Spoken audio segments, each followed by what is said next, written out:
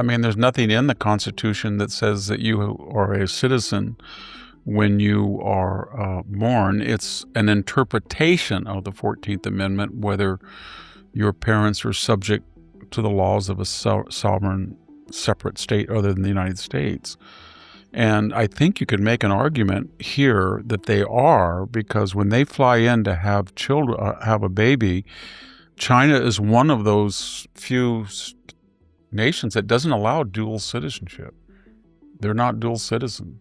That came up in the Olympics when, is her name Gu, the skier, the model that has made $23 million, the bulk of it through Chinese sponsorships, and now is sponsored by China. And she would not answer. She grew up here in the United States. She was born in the United States. Her mother married a U.S. citizen, as I understand. And the question is then, is she a U.S. citizen? And she didn't want to answer that because obviously she says Chinese citizen, but China doesn't allow people to have dual citizenship. And so why do we have 300,000 Chinese? Why do we have 300,000 Chinese? Why don't we have 300,000 Americans in China universities? They would never allow that they would never allow that.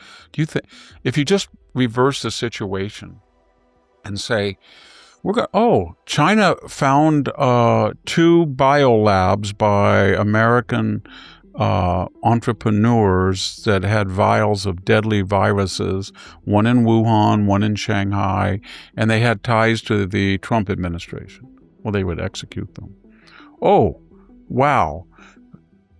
20 American entrepreneurs have bought farmland next to a Chinese submarine pin, a Air Force base, and a military. That would be the end of it. Wow. American students were caught downloading Chinese sensitive material. That would be the end of it.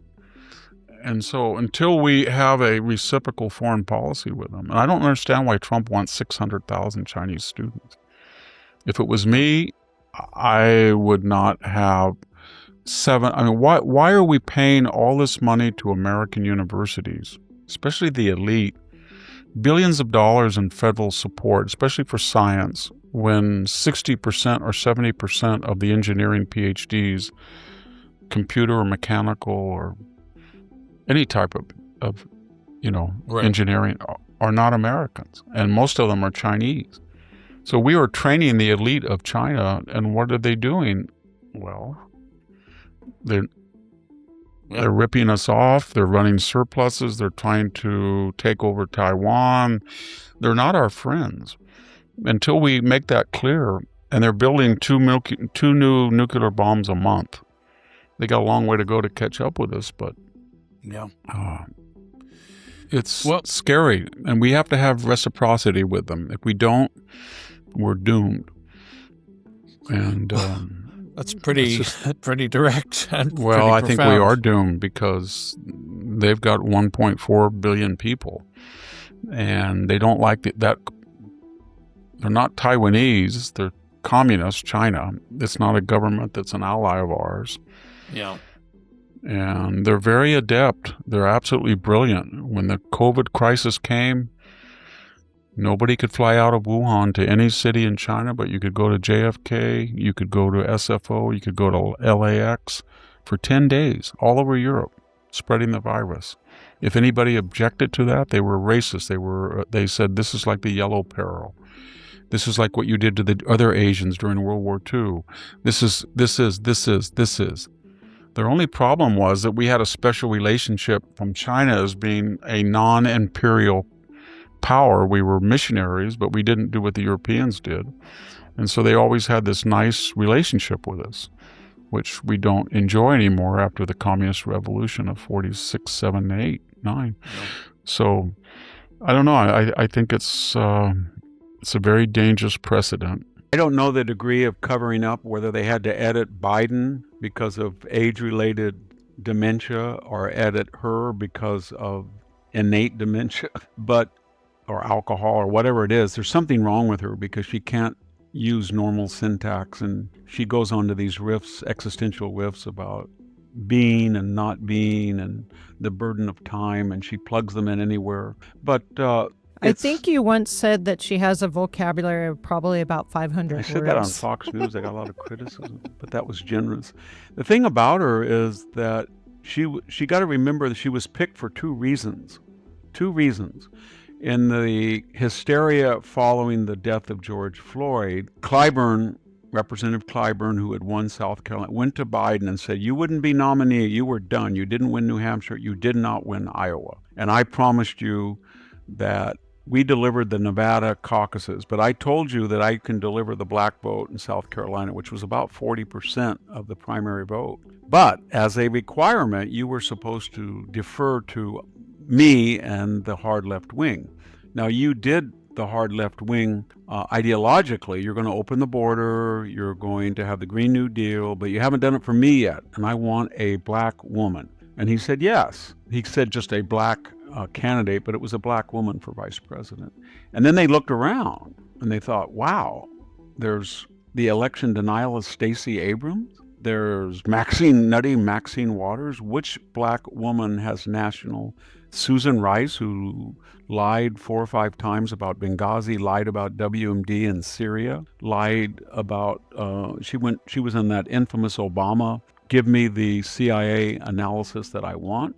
So they couldn't do anybody, but she was the only one because for two reasons, she had no record in the Senate, and the record that she did have was to the left of Bernie Sanders. She was the most left-wing congresswoman by her votes in the entire 100-person Congress. So they picked her. But that was only one reason. The other reason was the Spiro Agnew reason. And that was that Richard Nixon allegedly picked Spiro Agnew because he knew that the left hated him. And at some point in his presidency, from 69 onward, they would try to impeach him and maybe convict him if he lost the Senate. So he picked this guy, Spiro Agnew, the nattering nabobs of negativism, who had a shady reputation. He wasn't as crooked as everybody said he was. But so when he got in trouble in Watergate, in 72, before the election, they were alleging about Watergate. But he didn't abdicate till 74. But in that year and a half, everybody said, "Do you want Agnew? Do you really want Agnew? Whatever you say about Nixon, he's smart. He went to China. So we can't have Agnew as president of the United States." So that was the same thing with Biden. They picked her because they said he can't finish the term. He's completely without cognitive control. He's suffering from dementia. He's a useful waxen effigy, a useful idiot. If I could be so, an idiotes is what the Greeks called it. Not an idiot, but somebody who is so trapped within himself. He doesn't understand outside stimuli or anything. So my point is, they knew that, and they knew that if they had her as vice president and they assigned her hopeless task deliberately, you're going to be space czar. And then she hired those students. There was a choreograph. They paid actors to act like students. And then we're going to have you go down and you will be border czar. And then you have to deal with that chronic liar, Mayorkas. And then you're going to go down and look for root causes in Latin America. Yes, they say everything is under control. But when control means chaos, mass poverty, and a complete loss of trust, maybe it's time to ask, who's really in charge? So, Victor, let's go ahead and turn to the other case that Trump has had a victory in, and that is the Letitia James case on his real estate. So she said overvaluing his real estate. The first judge awarded over $500 or getting close to $500 million penalty on Donald Trump. The appeals court have thrown out that penalty. So, woohoo! Donald Trump is back in the game. Yeah, there was 5 basically liberal judges, but one of them said this is just completely a joke and he should not have any charges. He should never been brought. 2 of them said, we really don't know what he did, but the fines are crazy. And the other 2 said, "Oh, we're left-wing. We like what she did. The fines are great." So it was 3-2, I suppose. But the biggest problem she had was it was threefold. She ran for office promising to get him. Denial, I guess that's a federal charge of denial of rights. She took away his civil rights. She said in advance with the bill of attainder, "I'm going to get him." She didn't say how.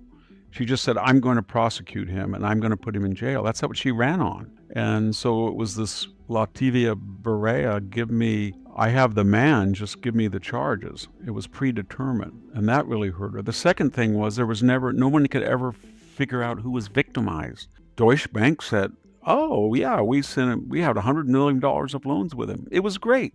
He paid the interest ahead of time. In fact, we made money on him.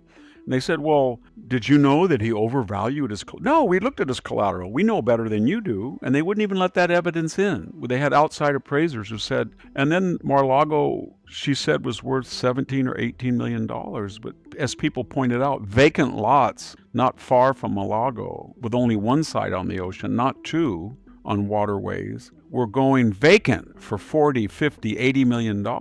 So it was probably worth $600 million, 20 acres. So there was no victim. The valuation was undervalued, not overvalued. And the lender, who you would have thought would have said, let's prosecute that SOB, excuse my language, because he did this to us and did this to... And they said, no, we like him. And so it was a travesty. And it's very hard for all of us listening to adjudicate who was the worst judge. Judge Cohen, he was it Cohen in the E. Jean Carroll? No, it was Kaplan, Judge Kaplan. And he was the one who said that E. Jean Carroll, you could not bring in the fact that there was a Law and Order episode that was exactly what she'd accused, a TV show. She used the script, basically. And she admitted in court that she had watched that, and she knew that the same department store and the dressing room and a celebrity was accused in the TV show. Just what she was doing. And she couldn't remember the year in which she was attacked.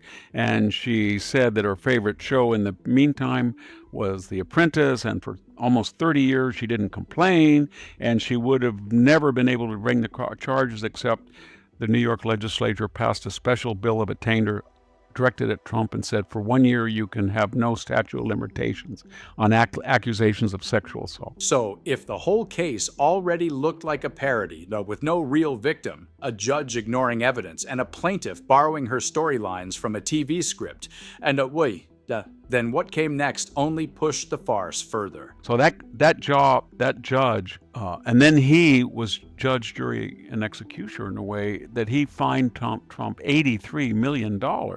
She got on TV and said, hey, Rachel Maddow, do you want an apartment in Paris? You want to get new wardrobe? I got all this money. So it was a joke. Even her magazine that she wrote for, she said she had damages, she lost her job.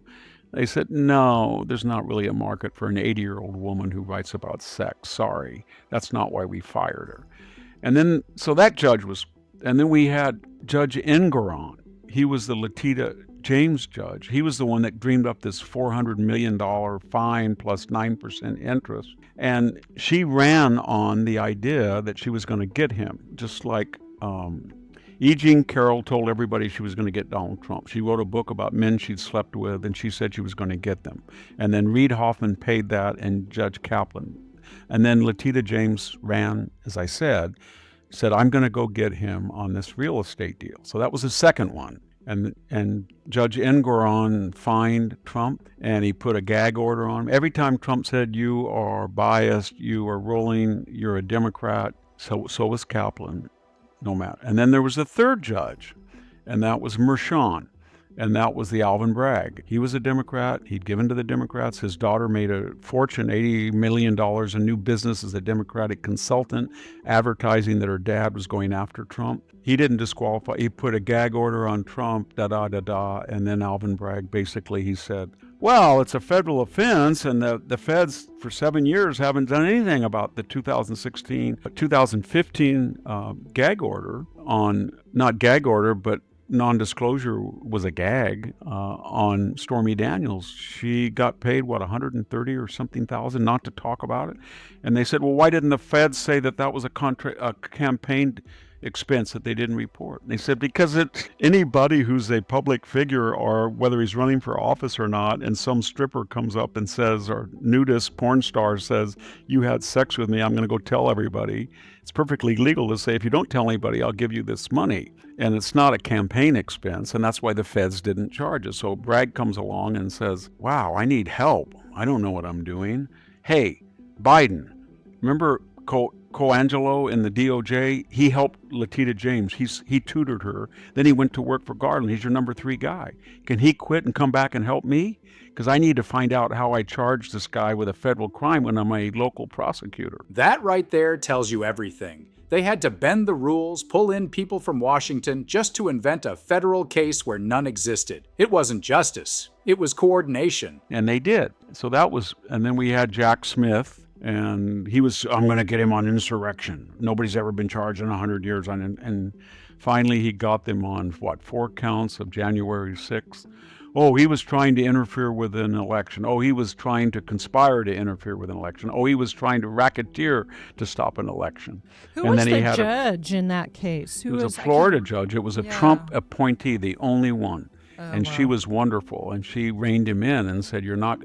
So he had to refile when the Supreme Court said you could not prosecute a president in office for his normal duties. And then, of course, the whole thing blew up when Joe Biden came forward and said, oh, I just remembered. It's been 30 years since I had classified documents. I had them as a senator. Oh, I had them as a vice president. I didn't have them in one place like Mar-a-Lago. I had them in 4. I had them in Hunter's garage. Oh, I'm very patriotic and meritorious because I'm going to report mine, unlike Trump. And the only reason he did it because he was going to appoint Jack Smith as a special thing to go after Trump, and people are going to say, how about you? So then they appointed Robert Hur, then it got really weird. He's guilty, but he's senile. He's senile enough to be president. He's too senile to address a jury. So we can't prosecute him. And then after that, it was a joke. Yeah, that's insane. So, he's got all these hundreds of classified documents, thousands of them, 13,000 documents, 102 out of 13,000. And they even had to come with little labels to put them classified, and then they had to scatter them all over the floor. Look, it's a mess. It's worse than Hunter's garage. So it was just a sad chapter. Yeah, and all of these cases should have never been filed. Yeah, and it's funny that the left complains and want to say, look, he's being an autocrat because he's using the courts, and they're the ones that started it. They started it. That's what they all do. They all project. The Republican Party has been hijacked by does that work? Because that's what we've been hijacked. We're run by socialists and communists, so we're going to call them the same thing, that they've been hijacked.